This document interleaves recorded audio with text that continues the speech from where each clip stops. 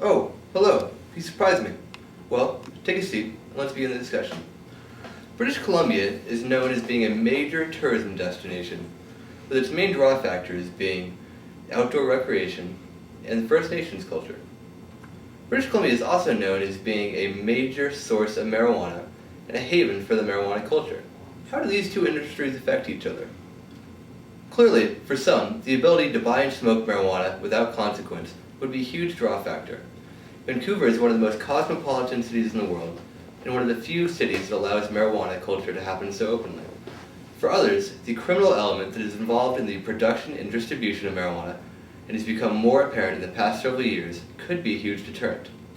We decided to pose the question to people working in the marijuana industry. We went down to the BC Marijuana Party's headquarters on Hastings and asked them. My name's Marc Emory. CNN called me the Prince of Pot in 1997, and in fact when I was arrested by the DEA in 2005, on my warrant it said Marc Emory, aka the Prince of Pot. We're, for a lot of people, an event in itself. People come from all over the world to come here as sort of a pilgrimage place, to see the place where for a lot of people the movement started. So you think that your arrest has actually prompted more people to come up to Vancouver or BC to experience the culture, or? I understand you're dealing about tourism, but we're a unique kind of tourist draw. We've drawn hundreds of thousands of people to come here.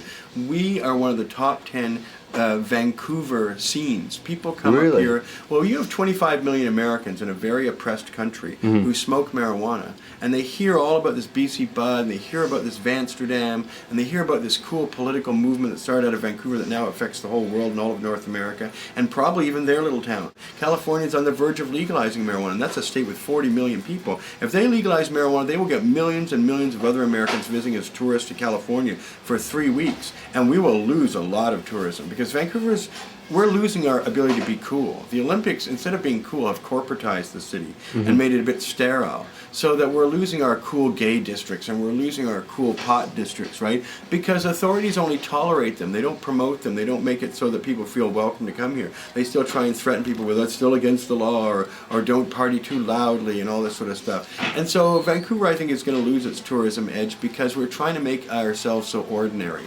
Right? And that's what the rest of Canada's for. Calgary and Toronto, you know, they're ordinary. Toronto's great because it's open 24 hours, and Vancouver's not, and that's always going to be a Toronto's great advantage.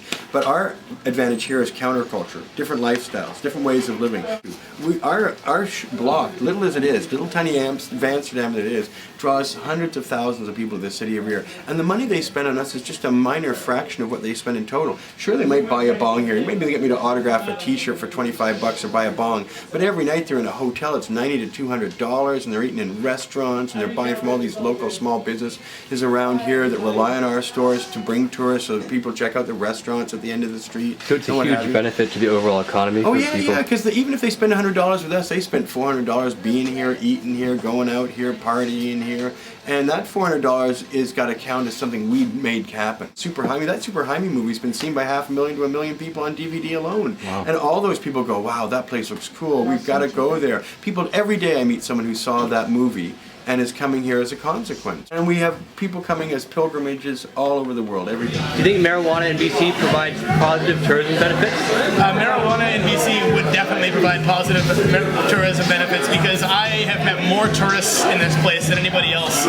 In fact, that's how this place got off the ground, was tourists coming through. We had almost no local business at first. There was a lot of tourists that wanted to see the place.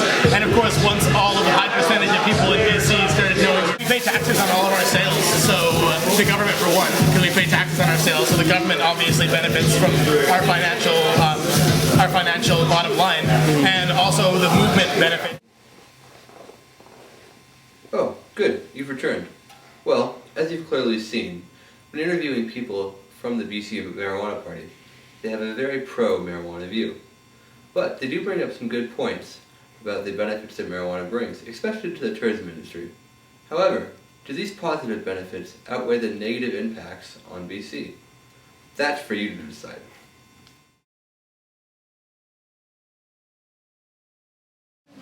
From a professional Star Trek, people would say that. The first 2 seasons were gold, and the 3rd season was a bit, especially ones like the Garden of Eden. I read you, Spock. I read you. Like when they started getting like their 60s hip jargon in. You know, that's just not going to be how the Enterprise is whenever this future thing takes place, right? You just can't see Kirk going, it's groovy here in space. Although funny you should say that, because he later does Rocket Man at the 1978 Academy Awards. Bernie Taupin, the writer of Rocket Man, sung by Elton John, invites William Shatner to come out and do Rocket Man. And I think it's going to be a long, long time.